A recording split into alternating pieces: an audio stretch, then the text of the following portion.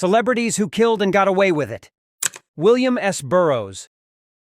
William S. Burroughs was the American writer who typified the Beat generation. He was involved in a tragic incident leading to the death of his wife, Joan Vollmer Burroughs.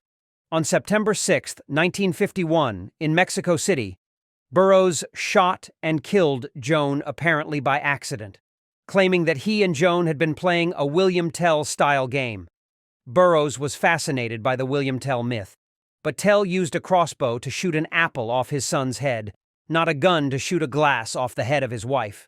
More importantly, Tell was sober.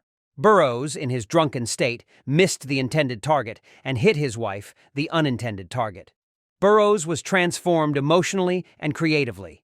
His work developed darker and more introspective themes in his literary works. Burroughs did face legal consequences in Mexico for the killing of his wife. He was convicted of criminal imprudence and received a 2-year suspended sentence. Of course, anytime two people who've been drinking take part in activities without witnesses, where one of them ends up dead, who knows what actually went on? Don King, born on August 20th, 1931, in Cleveland, Ohio, is an American boxing promoter known for his flamboyant personality, as well as his ability to put fighters on the canvas that most other promoters could only dream of. Don King is a big player, but big enough to get away with murder? Maybe? King rose to prominence in the 1970s, promoting some of the most high-profile and lucrative boxing matches in history. King started his career in the 1950s, starting small with local boxers, then getting much bigger. Perhaps his biggest success was promoting the Rumble in the Jungle in 1974, the historic fight between Muhammad Ali and George Foreman in Zaire. This event was huge in terms of both boxing and world history. It was viewed as a pivotal moment in post-civil rights Black pride in America. Nothing else Don did was quite as big, but he made many headlines with, for example, the Thrilla in Manila between Muhammad Ali and Joe Frazier. His promotional tactics being a big part of the show, and this was the man to manage Iron Mike. Tyson King's career is full of controversies, both financial and legal. In 1954, he shot a man in the back, running away from robbing one of his gambling joints. It was judged justifiable homicide. In 1967, he stomped one of his employees to death and was found guilty of voluntary manslaughter and served just under 4 years in jail. Perhaps not quite getting away with murder, but close enough.